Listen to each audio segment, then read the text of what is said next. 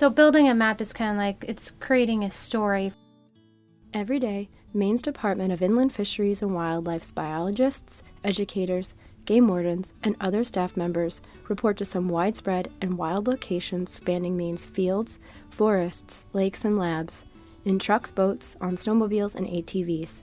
I'm Katie Yates, and in Season 1 of Fishing Game Changers, I'm heading out with MDIFW's female staff members who are changing the face of conservation. In this episode, I sit down with cartographer Michelle as she shares her journey from her family's 300-acre farm in upstate New York to becoming a cartographer for Beginning with Habitat, a collaborative program with a habitat-based approach, aiming to maintain sufficient habitat to support all native plant and animal species currently in Maine. As a cartographer, Michelle helps provide local officials, committee members, land trust representatives, and even private landowners with maps of habitat data. How long have you been with the department for? I have been with the department since mid-July. So really recently. Really recent. Yeah, this is pretty new. It's almost like a pinch. Some mornings I wake up and I'm like, what? Am I really working with IFNW? Is this real? It's real. So it's exciting. I worked really hard to get to where I am today. For Michelle, it wasn't a straight path to our department. She started out seasonally. You'll hear this a lot. After college, our field staff often travel wherever seasonal jobs take them. It definitely wasn't an easy road, and at times I definitely felt like giving up because being a woman in conservation, it's a challenge. It's very competitive. It's definitely not an easy field to break into, so I feel very fortunate that I'm here. So this is your dream job? Yeah. Like I said, I have to wake up every morning and pinch myself to make sure this is real. I grew up on a farm and hunting preserve in upstate New York. Do you feel like this is a passion for you because of that experience growing up? Yeah, definitely. My father, he's a farmer. He still farms. He's in his early 70s. He taught me how to respect nature and wildlife. We had beef cattle. My father had a hunting preserve, which was all pheasants. We also had a huge produce garden. We did a little bit of everything on our property. My father and my mother, they have 300 acres. My father used to take me out in the woods. He would have me identify the trees as we were walking. He would point out animal footprints in the snow, their tracks, and he would have me ID them because he knew the importance of understanding the natural world around you. I would find myself just walking in the woods, and that was where I felt the most comfortable, is in the woods and being surrounded by wildlife and nature. And from there, as I was graduating high school, I'm like, I want to go into the wildlife field. How do I do this? I worked seasonally. After receiving her undergraduate degree in wildlife management, Michelle went on to do seasonal work. Michelle tells me a little about one exciting experience trapping turkeys with a rocket net while working for the Department of Environmental Conservation in New York. I assisted with a turkey banding project, which was a lot of fun. I got to rocket net turkeys.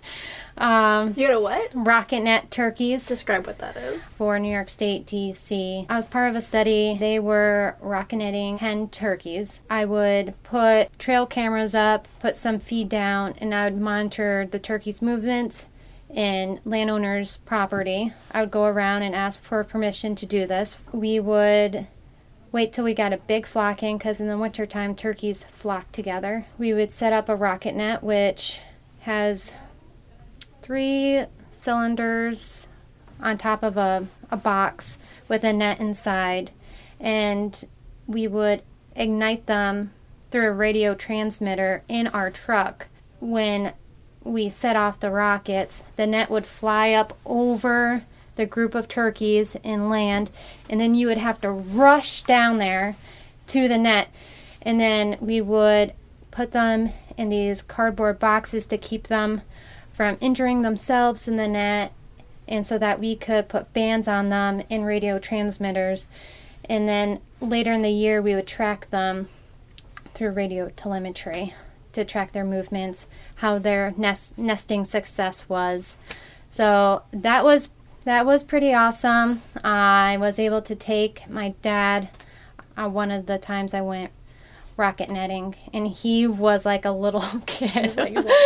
Yeah, he had so much fun. Yeah, it was intense.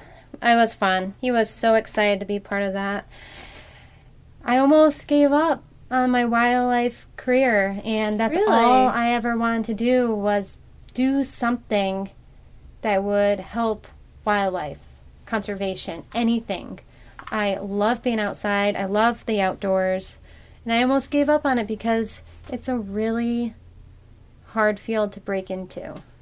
So I'm glad that I went for my master's in environmental conservation at Unity. And So that's how you ended up in Maine. yeah, no, it's not. Actually. Funny story. How I got into Maine, after I graduated SUNY Cobleskill, I got a seasonal position with Inland Fisheries and Wildlife as a biological technician on Swan Island in Richmond, Maine. Swan Island Wildlife Management Area, not to be confused with Swans Island, is a 4-mile-long island in the Kennebec River. Each summer, interns live and work on the island and drive a ferry from the boat launch in Richmond, Maine to the campground on the island. Just a side note, it's worth a visit if you've never been. It has over 7 miles of hiking trails through some beautiful forested terrain.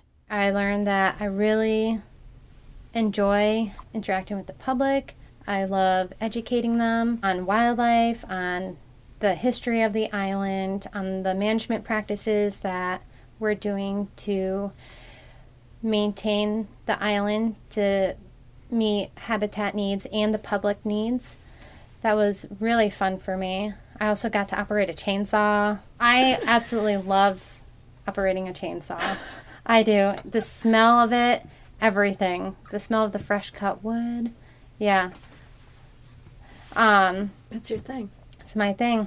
My dad, going back to my father, he had me learn how to use a chainsaw because we would harvest our own wood to heat our house.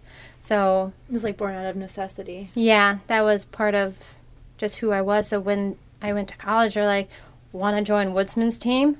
What's that? You get to use a chainsaw and use an axe. I'm like, okay. Sign me up. Sign me up. Timber Sports Woodsman's team, depending on what college you go to, it's when you utilize saws, chainsaws, pretty much old logging practices, but they turned it into a sport. You would do pole climb, where you have tree gaffs or spikes on your in chainmail to make sure you didn't accidentally jab your thigh as you're like Go climbing up. like a squirrel up the telephone pole. Yeah, no, it was a great time, great experience that I had, great people. But then you ended up on Swan Island.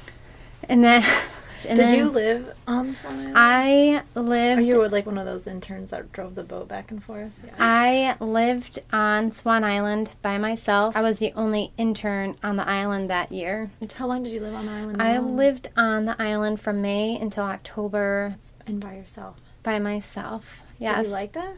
To be honest, it was a little scary at first.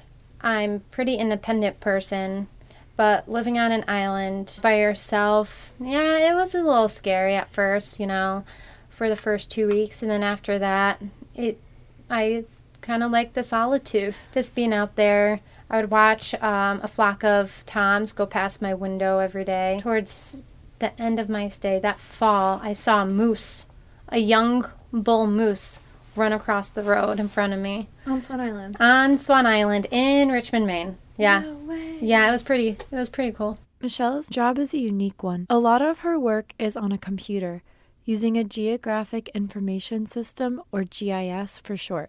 GIS is a way to capture, store, manipulate, and analyze spatial and/or geographic data. Where did you pick up these mapping GIS skills? I realized there was a strong need for more individuals to get into just learning GIS.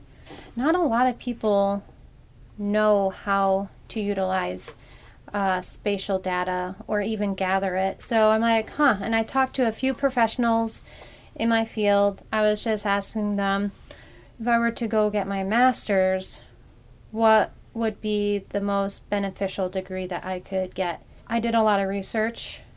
I couldn't afford to stop working to go to school to get my degree and just not have an income. I had to work and still get my degree. So I decided to go and find an online program, and I found one at Unity. It was environmental GIS. It wasn't just GIS. It also was geared to public relations, writing skills. It was a little bit of everything with a little bit more focus on spatial data, GIS, and how you could utilize that for the environmental field. So you did that remotely? I did get my degree remotely from While home. working? While working, yeah. It is so worth it in the end, and it is really stressful, especially when you have 2 kids at home. I am so glad I went and I did it, because even when I was still in my undergrad, I told one of my professors, I'm going to get my master's one day. I'm going to get it, and I knew I was going to get it. Once I have an idea in my head, I'd go for it. So, and I got it, and I'm extremely proud of myself. What is your favorite part about your job now? I am looking forward to working with landowners. Oh, yeah? Yeah, since I have a connection to the farming community back home, I feel like I have somewhat of an understanding what those landowners are looking for, the resources they're looking for, and I'm pretty passionate about helping them find those resources, because I feel that a lot of landowners do want to do something for conservation. They just don't know how. Mm-hmm. So I am excited to assist landowners and private citizens find the information they need. They don't know where to look on our website. They don't know how to find grants, how to even apply for grants. Are there grants available? They don't know that there are resources for them to utilize. So I am excited to be able to assist them and help them on their way. It's like a personal thing for you, Yeah, because that's it where you is. came from. Exactly. And I saw my father struggling. Do you think that your dad had a really big influence on who you Oh are? man, if my father wasn't if he wasn't such a big outdoorsman, I tell you, I wouldn't be where I am today. His influence definitely made me who I am. He's my best friend.